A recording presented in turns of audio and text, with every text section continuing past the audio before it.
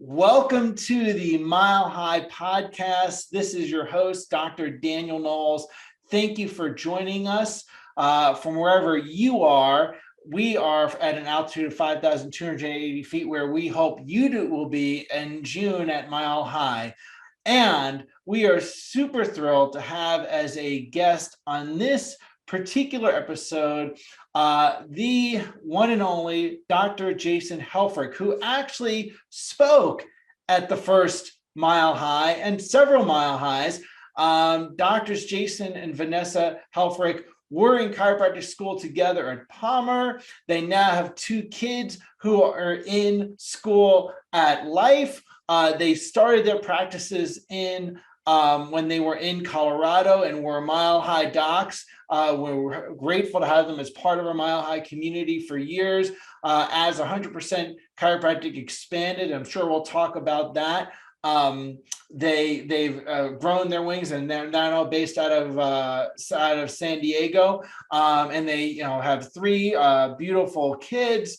And they're 100% chiropractic, started in August 2004 and expanded beyond that. So I'm sure we will learn things about expanding your vision. But the big thing that I love about them is that they are going from not being about sick care, but being about wellness, and not treating sickness, not preventing it, but really focusing on a health revolution in our country. And that's what 100% chiropractic is about, and that's what they're about. So thank you for joining us today, Dr. Jason. It's an absolute pleasure to be here. I appreciate the friendly introduction. It's amazing to hear even the sound that I have kids now in chiropractic school is scary. It's how fast it happens, right? You and I both know. It's like when you have kids, you watch blink of an eye. Yeah, and the next thing you know, they're pushing you out of your company and taking over. So I guess I'm not quite there, but yeah, we're super proud to have them there, and I'm super honored to be here. And just love what Mile High has brought to the profession, and specifically the group in Colorado. It's a movement, and that's exciting to see. Yeah, and we really appreciate you being part of the initiation of that. At the beginning, I still remember being in Florida and giving you a call and saying, "Hey, we're going to do this. I want you to be part of that." So first of all, let's have people get to know you a little bit. Okay. Share a little bit about how you found your way to chiropractic. Well, I had always been, Vanessa and I were in a completely different field. So, right, we went to undergrad and wanted to work in restaurants. That was what we did. We eventually opened our own restaurant in Denver, Colorado, down there at 7th and Logan. JV's Pork was the name. Had run several franchises and stuff nationwide. So I had some pretty good business experience. We were chiropractic patients, chiropractic advocates. We're living the chiropractic lifestyle at the time, but had never thought about going back to school and becoming a chiropractor. Found ourselves building a house in Parker, Colorado, and just expanding our restaurant. I remember one day, clear as day, Vanessa and I driving up by 25, and actually maybe in C470. Not important, but we said, I don't know if we want to do this forever, right? I don't know if we want our vision in life to be hot meals, cold drinks. We love providing this opportunity for friends and family and neighbors to come in, but I don't feel like we're serving our purpose in life. Vanessa's mother and father are both chiropractors. And so we said, Vanessa, why don't you go to school? I'll go run a restaurant out in Davenport, Iowa. We went to Palmer College. I'll run the household. You go to school. Went out there. I listened to Dr. Guy speak and Fred Bard speak and several others, just pioneers in our profession. And I said, you know what? There's no way I'm working in a restaurant while you go through chiropractic school. I'm joining. I'm coming in. So we went there with one baby. We came out with three young men, our boys. But Vanessa and I went through it together. And, there's a few decisions we all make in life, certainly having kids, getting married to the love of our life. I would add becoming a chiropractor up to that level of importance, where just my life changed at that moment and just provided so many extraordinary opportunities that I'm reaping the benefits of still. Yes. And, that still sums it up. And, when you just said, having three boys, I still remember when you first spoke, it just like popped into my head as I was listening to you intently. the first time you spoke at Mile High, and your walk-up song was "The Boys Around Here." Yeah, that's right. That's right. Yeah, that's right. I forgot about that, but that's correct. Yes. And so, tell us about that journey of being a parent and being in chiropractic school with 3 kids. I mean, that's demanding, and it probably set you up for a lot of growth. I think so. I think everything we went through helps us to become who we are. And you can't sometimes see that until you look back and it all makes more sense. But I mean, yeah, going through school was crazy, but I had Vanessa by my side. I had honestly lots of time to be with the kids, and Vanessa and I were blessed to be at the same level of school. So if one of us had to stay home, they would stay home, the other one would go get notes, and in chiropractic arena, people are able to help out. So there's times we had to bring kids in car seats and hand them off to people in the hall so we could jump in and take an exam or a test or a quiz or something. But it actually provided us a good opportunity to raise a family. There was many tough nights studying and cramming and all the things we had to do, but all in all, what a great time to be able to spend time with families. We had 3 breaks per year. We could enjoy the process of being a parent. We were broke as a joke. So what a great time just to focus on spending nothing but quality time with your kids and family and kind of raising them in that chiropractic environment where, it was such a great lesson while we're learning. They're also learning both from us and both from the community that we're in. So it worked out pretty darn well. And I think it was kind of meant to be, looking back at it now, having the kids in school. Yeah. Yeah. Well, I was in my mom was in chiropractic school. So, when I was a teenager, so I remember it very well, and being in that. So let's talk about this. You told us prior to this, before you were on air, that your lately favorite quote is one from Elon Musk. Don't confuse schooling with education. I didn't go to Harvard, but the people that work for me did. Very interesting, because BJ Palmer had such a focus on innate, educated, and also necessarily that educated could get in the way with your success. And then also being business minded. He was such a good business entrepreneurial person, BJ Palmer. Share a little bit, could you, about why that quote's important to you? This kind of skips ahead to where we are now in business. So I know we'll dive into that a bit, but I think that in today's world, never more important now or more relevant now than ever, and that people confuse just what people tell them is what they need to know versus what they need to actually be when they think through things themselves. And we see it with COVID all the time. I'm saddened by the level of just jump in line and do what people told you to do for that reason. And I think it kind of pertains to this quote a little bit. It plays out in so many levels, business and life and things like that. But it more, and Elon Musk, of course, is this as the richest man in the world, right? Doing it a different way. But you have to be able to think for yourself. And there's a place to be educated. Chiropractic school is a great place to get educated. You jump through your national boards, you do all the hoops that you need to do to get that piece of paper so you can best take care of your patients.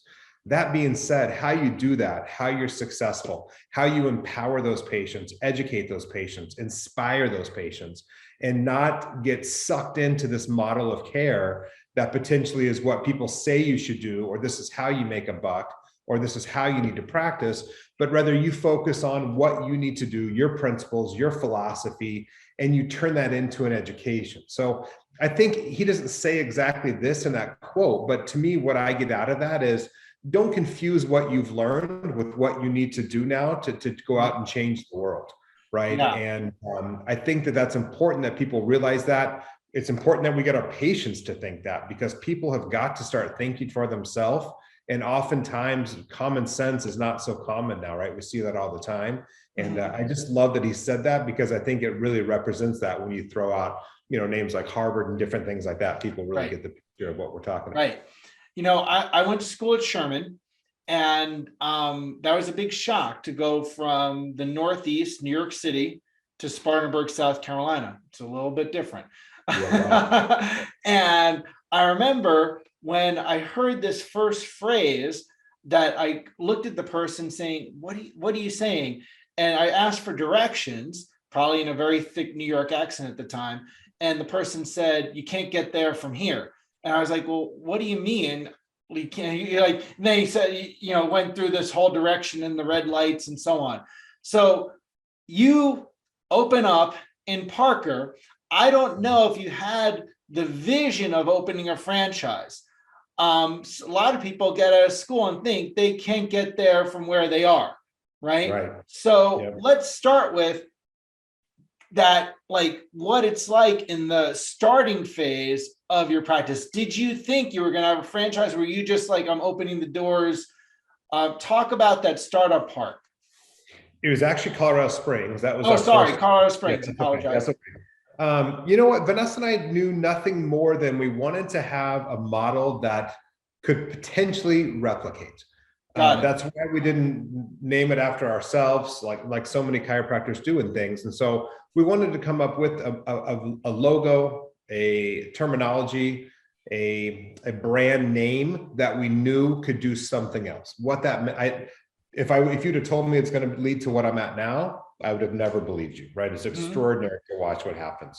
But we did know 1, 2, maybe 3 practices. We wanted to be able to escape from that and have those practices continue to run and serve our vision, but also provide us the lifestyle and the time with our family that we wanted, which was always priority number 1, is being with the family, being with the boys, coaching my boys, etc. So, we knew we had something we wanted to do. I'll say that. I don't know if we had any idea what was possible when we opened number 2 and 3 and started to grow. Cool. And so what's that part of, like, look back in your mind, you're opening an office. What are the first things that were needed for you to get things, to get some initiation of success? I had seen it. I mean, it was a second career move for us. So we had a little more business savvy than most. We had owned a restaurant. I had overseen hundreds of employees in the restaurant chains and old Chicago restaurants and Lone Star Steakhouses and Sullivan Steakhouses and Rock Bottom Brewery and different things like that I had worked with. And so we saw what that looked like, not in the healthcare arena, but you take your philosophy and your belief in what you do. That goes a long way. And we know as people that are successful in the profession, it's one of the things we often tell people that say, I can't make it. And you say, you know what? It's between your ears, right? You've got to tell people, you've got to share the message, we say. And so we knew we had a message that needed to be heard. We knew we had the business savvy to do that. Now, that being said, we're terrified. We're in debt. We have a young family. We wanted to get to work. There's a good combination of maybe cockiness with scared shitless, right? At the same time. And so we opened that practice listening to what everyone else did. And there's some great mentors that we listened to. It did fairly well right off the bat. I mean, not record shattering or anything, but we were plugging away, making a profit, doing well, but we knew we wanted more, right? And we wanted to see more. We wanted to make more of an impact. And so as we dug in and did that, I think we utilized a lot of our business skills. We continued to learn. And like so many of us, you learn by, you fail, you mess up, you make good decisions, you make bad decisions. And I think what really makes a true entrepreneur, even though it's an overused cliche, is getting back up.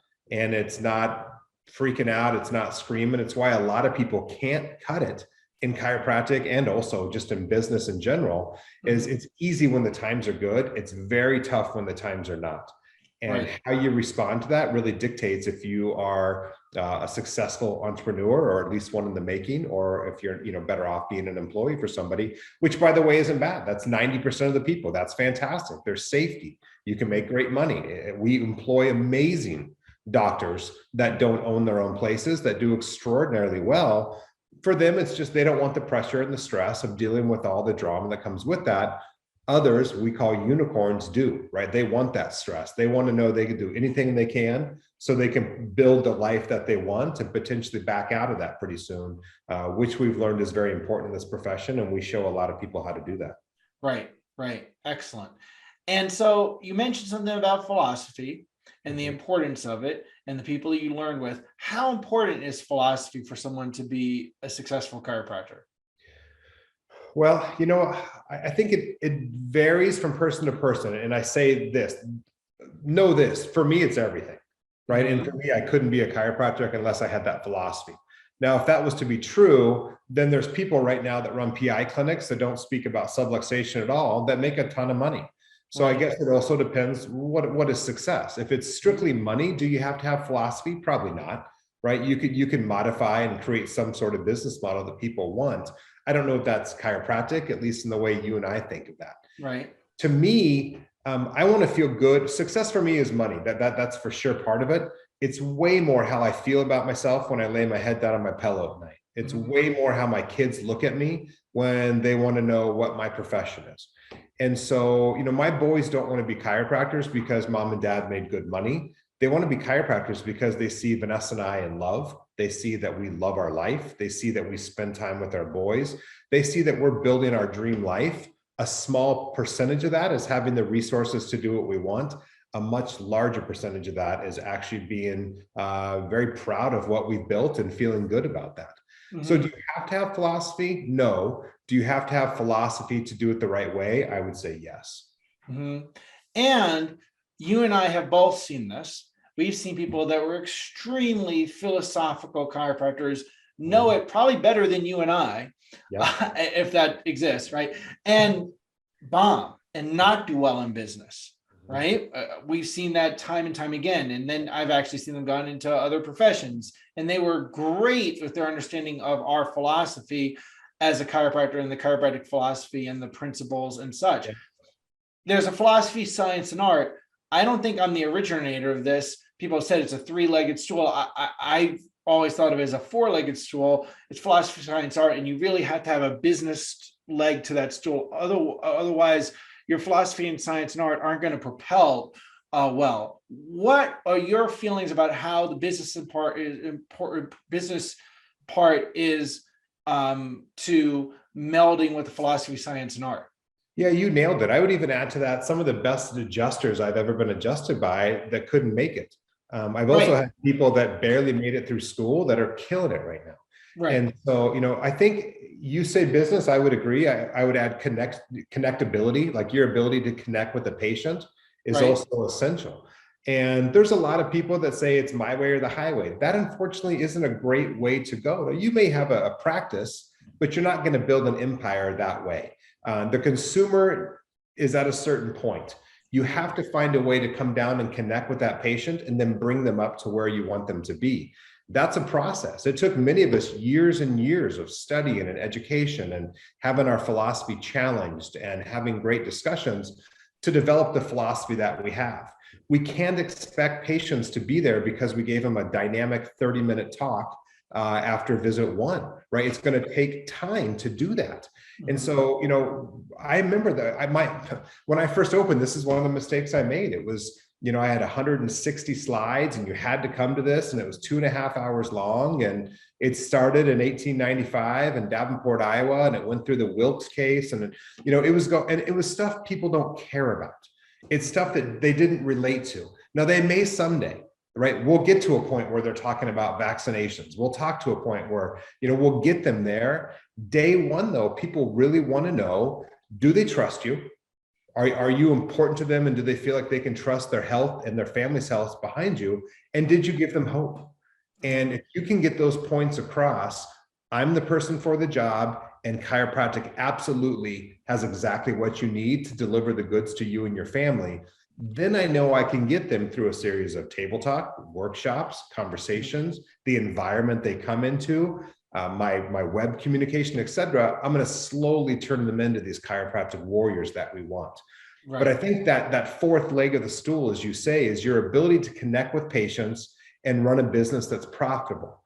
And profitable is often seen as a bad word for some reason in the profession. And it's sad because if you don't make money and you don't pay your bills, you're not open to see people. Right. And there's nothing wrong with you providing an extraordinary service. It's the way the universe works.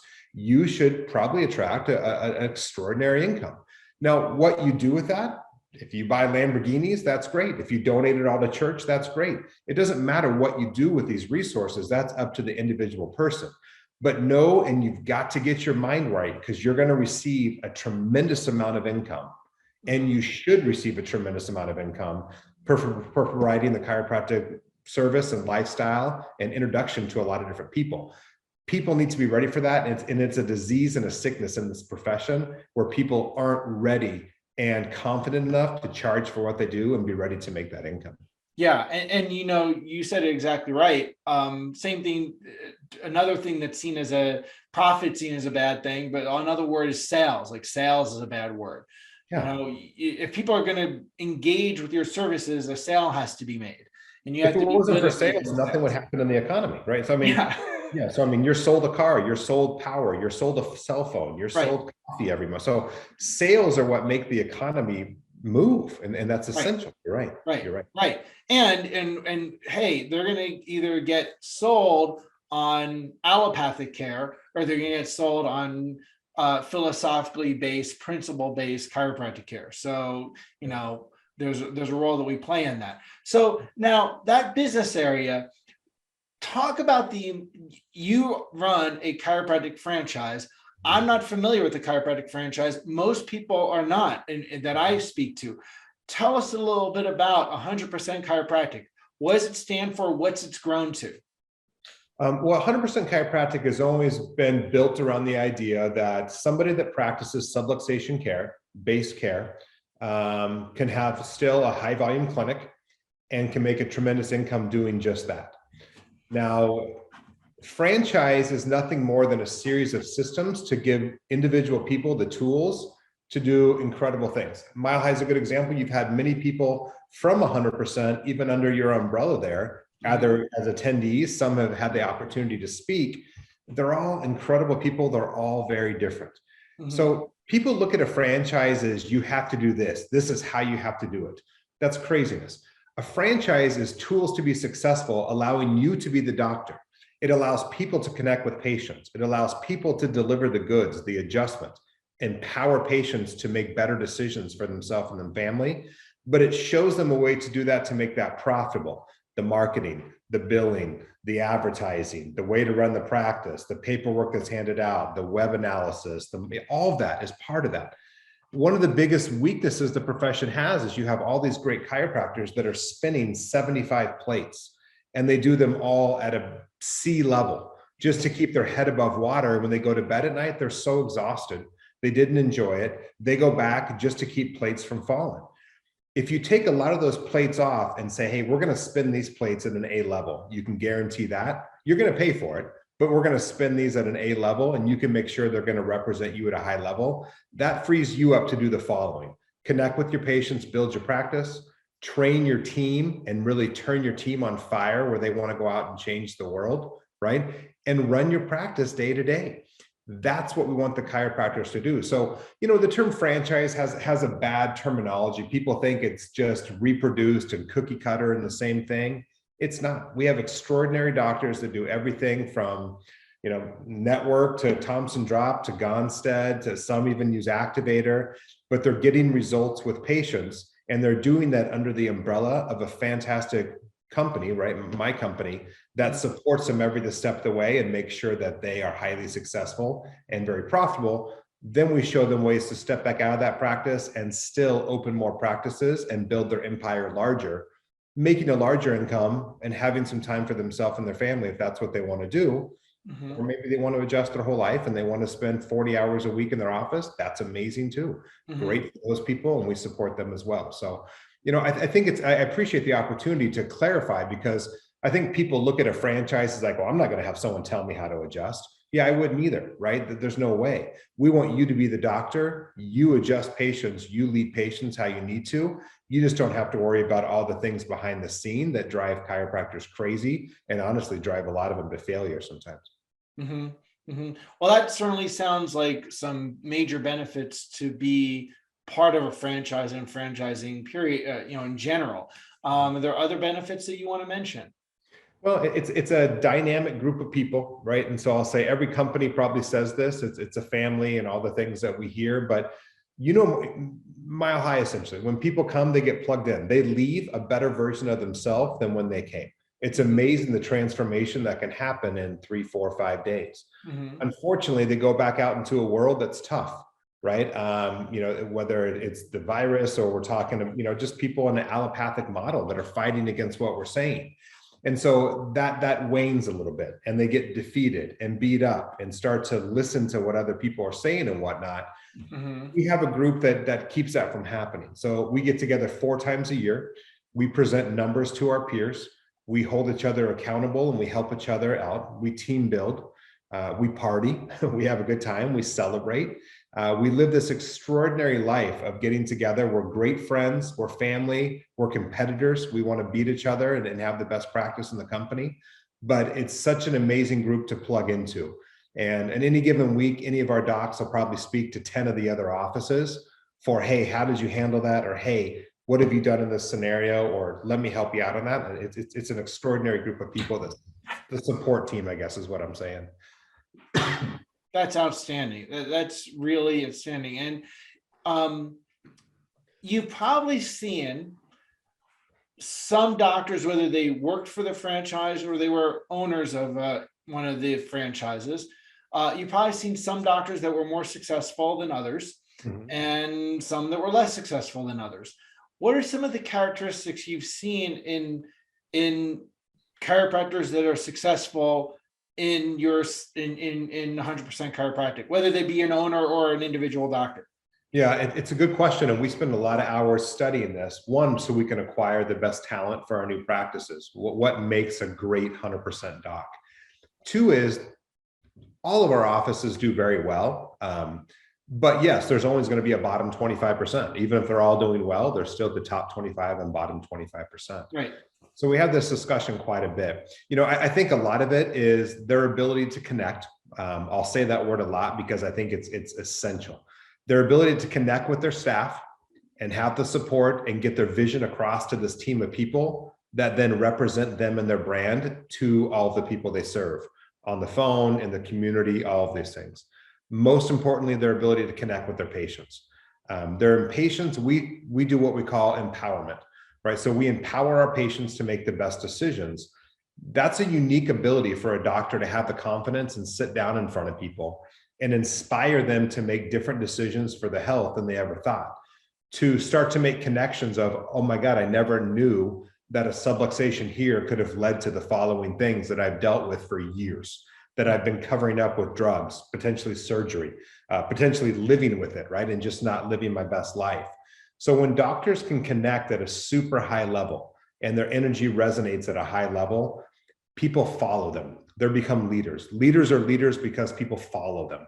And so when you have patients say, yeah, I can get behind that, I trust that person, then of course you deliver the goods. You got to be a good adjuster. You got to be an intelligent doctor. You got to know your stuff when you're speaking about patients' health. But the top 25 of our company can connect at such a high level. They don't worry about little details. They let the systems take care of themselves. They focus on those 3 plates that I talked about, which is really blowing away every patient that walks in the door and exceeding every expectation and empowering the patients and the staff to make sure they're following that vision. I love that you say empowering the patients. You know, that's important. And that's one of the things I think is really it may not be one of the 33 principles, but it's a foundation of chiropractic, is empowering people in knowing that their body's capable of healing versus taking that power away from them. Well, if I could, yeah. too, I think that it's one of the biggest mistakes that people make. They go to a seminar, they learn what somebody else used to say in a report of findings. They go back and recite that, and it doesn't work like it did for the other person. And so what they need to do is find a way to connect with those people. When you empower a patient, you don't tell them. People are at a different phase. It used to be the doctor said, do this, and then you did it, right? Even like in 60s, 70s, 80s, that was what it was. People know as much about conditions now that the doctor does. They've looked it up, they've researched it, they have all kinds of knowledge. They want you to lead them to a good decision. So the patients in our offices make the decision. Their goal is we're going to achieve whatever their goal is, right? If it's full correction of their spine and they want to go through a course of corrective care, about 40% of our patients choose to do that, then we're going to provide them with an expert in that and take them through that process. If they say, no, you know what, I want to do some sort of care different than that, once a week maintenance, once a week wellness, acute care, 12 visits real quick, and then whatever they want to do, we'll be very clear. Just know that's not going to modify your spine the way we spoke of, but we want to achieve your goal. If that's your goal, that's fine. Mm-hmm. And so we lead them to a point of understanding what's going on in their spine, how that connects with deficiencies in their life, how correcting that is going to help them correct those deficiencies and achieve those goals and dreams that they want to do. And then we ask a simple question. That being said, what do you want to accomplish in this office, Mrs. Smith? And then we listen to what Mrs. Smith says, and then we move forward with that care. So I think listening to patients and empowering them, but then letting them decide is an essential component to getting patients to, one, stay, but two, be happy and stay. Right. And that's so important, because it's got to become their decision. I have a couple other questions I want to ask you, but before I do that, can you tell people a little bit of how they can connect more with 100% Chiropractic? Several different ways. We have 100%chiropractic.com, right? Percent spelled out, 100%chiropractic.com. That's our patient-facing webpage. And you can take a look at what our community looks at. 100% franchise is for potential owners and doctors to come in and learn about the business side of things, the potential to grow. I have a podcast called The Entrepreneurial Juggernaut, where we talk a lot about these business principles for all people. A lot of chiropractors listen, but a lot of other professions listen as well. Realtors and hairstylists and physical therapists and all kinds of people that I hear feedback. So those are the best ways to reach out. I mean, there's a million different channels we have within the company of masterminds and different things like that. But you know, we stay to ourselves in such a way because we're so busy. We're just focused on a goal. And we know that we reach out to so many people right now. It was one of the toughest things Vanessa and I had to do. I had a very successful practice. I was probably not as big as some people in your group, probably, but I was seeing about 150 a day by myself. And I couldn't see any more. But I coached my boys, and Vanessa and I had to reach a point where, like, either we just do a waiting list practice, which good for us, what an incredible thing to do, or we expand. And if we open number 2, let's see if we really have created some systems that will transfer. We brought on Brandon and Rebecca Livingood, who have been part of it. Brandon. Great. Yeah, they're still with us today, right? They have a significant role in the growth of this company. They opened number 2. They were successful. Number 3, number 4, number 5. Of course, this is a Cliff Note version. There's bumps and bruises and victories, but you know, we currently have 125 sold. We have 69 open right now, with another 40 or 50 in build out. We sell about 5 to 10 a month at this point for people coming in. And so it's extraordinary to see the demand for chiropractic that's delivered in such a way that's accessible for patients, highly profitable for the owner, but an environment for the chiropractor that they're proud to be affiliated with. And it's an incredible thing to see really taking hold right now and growing. We're enjoying the journey. That's phenomenal, which means 125 offices and more coming. That's a lot of subluxations getting addressed. Yep. You know, so people have to take that into consideration when they think about 100% chiropractic and the impact that you're having. So we have a lot of people that come to Mile High. By the way, you've been to Mile High. Before I ask you this question, share a little bit about your experience being at Mile High and speaking and so on. Well, I think it's extraordinary to plug. I think it's reassuring, and yet at the same time, it's motivating to plug in to people that are like-minded from you. And, you know, and some are doing better and some are doing worse, and some are better at philosophy and some are better at technique and all kinds of stuff. But if you're not spending the time and income a little bit to go and invest in yourself, then how can you expect others to invest in what you do? And so you've got to build the best version of yourself as a doc. I think Mile High, when I went and when anyone goes, provides them an opportunity to go in and plug into like-minded people and to realize chiropractic's a movement. Everyone has their own individual movement, and certainly 100% does as well. But as a group, we got a lot of work to do. Right. And this profession, we know has long been known for circling the wagons and shooting inward Yeah. and fighting over things that aren't that important, technique and little things like that, when we agree on 99% of what we're talking about. So we have bigger challenges. And as a group, anyone that's subluxation based and practices the way that a lot of us practice, whatever that technique is, however you deliver that, whether you just see pregnant mamas or you see D1 athletes or everyone in between, we need to get together because we have a movement and we have people that are trying to fight us every step of the way, right? And so we are the voice for a lot of these vaccine mandates. We are the voice and the financial support behind a lot of these people that are fighting the fight. So for me, Mile High provides the opportunity to plug into people that are making shit happen in this world and be part of that movement. And we love having you. Were phenomenal on stage. People have to watch your talk. I still have it. It was phenomenal. Both of you were just such a great contributor in the early days of Mile High. I look forward to having you guys back. With Mile High, we have lots of people that come that are students, as you know. We have a lot of new docs, and they're trying to figure out their way. What are, whether it be a student or someone in their first couple of years, whether they want to be part of a franchise or not, what are some things that you would recommend to just be successful as a chiropractor? Well, I think at that stage, when you're early in practice or even as a student, ideally, the best thing is just to go out and experience. It's to see, go to the Knowles, see what network looks like when it's being practiced. Go to 100% and see what one of those practices looks like and how it feels. How does it resonate with you? Go to other practices, right? Go to a practice you think you'll hate. Go to a PI practice. And if nothing else, prove to yourself like that is not for me, right? Go to clubs, go to groups.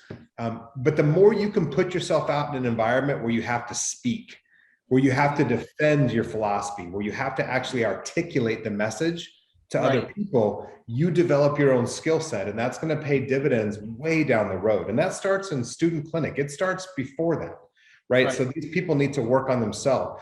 It's not like an MD where you can graduate, get a job, someone else pays off your loans, and you just do, your shift. It's not that way. You've got to build a business. And when you build that business, there is not a better profession on this planet, I am convinced, if you can be successful in this profession. But unfortunately, like all small businesses, about 50% of our colleagues don't make it, right? And that's debit. That's a loan that's not paid. That's a lot of debt. That's a bankruptcy. That's a lot of broken marriages. That's some nights that I don't want anyone to go through. So I take pride in our little piece of showing these people how to take a practice and make that highly successful and build a dream life, not just survive in practice. Yeah. And you know what else? It's also a lot of people that end up not receiving care that they could have if those practitioners were successful. Absolutely. There's a lot, we have a world that needs what we have. We have the most powerful healing art in my book, in the history of the planet in our hands. And every time I see someone not everybody has to have 1,000 a week office or even a 300 a week office, but maybe not even make a living as a chiropractor. It's heartbreaking to me. One, for all those reasons you said, but also because there's people that they didn't touch with chiropractic that really need what we have. Well, so many of these people too, that they're right on the edge. And so they build a practice of even say 100 a week, right? So say their overhead is nice and low and they're rocking out a 25,000 a month overhead or something, and they get to 100 a week and they're breaking even, right? And then they're just stuck there for years. And so what we try to get across to people is, you are the one that built that 100 a week. Just replicate what you just did. And by the way, it's a lot easier now because you have a patient base to work with. Do that again and you're seeing 200 a week and you're making a great profit. Now, see as many as you want. Do whatever you want to do. Open 50 practices or open one. But your job and your role in this whole vision is to have a practice that your little piece of the population you see, which is still so small. You and I know 5, 6, 7%, all kinds of studies. We have a profession, and I'm telling you, this is how the business world looks at the franchise, because I have people that want to buy us and all kinds of stuff every week. And they say, holy shit, you mean to tell me that you guys see this many people and make this kind of income on these practices? people enjoy working here and want to stay, and you guys see 5% of the population, but even bigger than that, 100% of the population is a potential client. Like, what is possible in this profession is mind-boggling. No other profession can even match 100% of the population as a potential client. Right. You need right. to move the needle, tap into 15 to 20%, and you Right. couldn't even see the people that are lined up at your door. Every chiropractor in America needs to be that way. Absolutely. And it's what, is that old adage and story that's almost that we've all heard about the shoe salesman that goes and says no one wears shoes, right? And hey, it's a winning thing. No one wears shoes. We got, send in more. I mean, that's what it is in chiropractic. You can see it one way or the other.